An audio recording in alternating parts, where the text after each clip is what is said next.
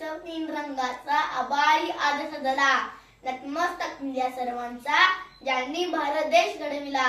सूर्याप्रमाणे तेज घेणारे स्फीट, चंद्राप्रमाणे देणारे शिक्षक आणि चांदण्याप्रमाणे चमकणाऱ्या माझ्या देशबांधवांनो, सर्वांना माझा नमस्कार. मी आदित्य राज. मी आत्ताच शिकतो. आज 15 ऑगस्ट आपला भारताचा स्वातंत्र्य दिन.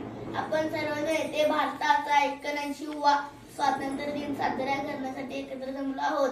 सर्वप्रथम स्वातंत्र्य दिनाच्या हार्दिक शुभेच्छा.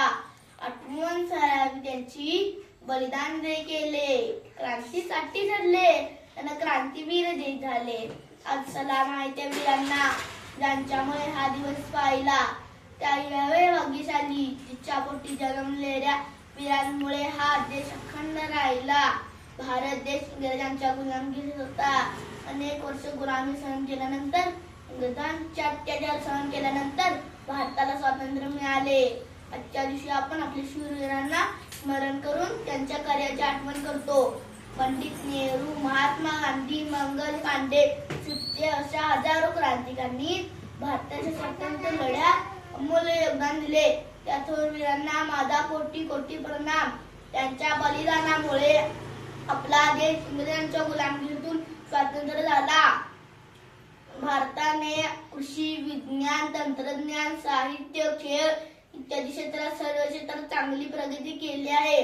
तरी आज महागाई, भ्रष्टाचार यासारख्या समस्या पूर्ण झाल्याशिवाय देश सुखी, संपन्न व प्रगत होणार नाही.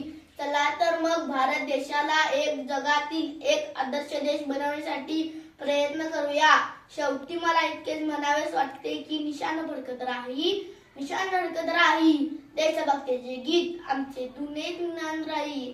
तिरंगा आमचा ध्वज उंच उंच फडकवू, प्राण प्राणे लढवू आम्ही शांतीची वाढवू, प्राण प्राणे लढवू आम्ही शांतीची वाढवू.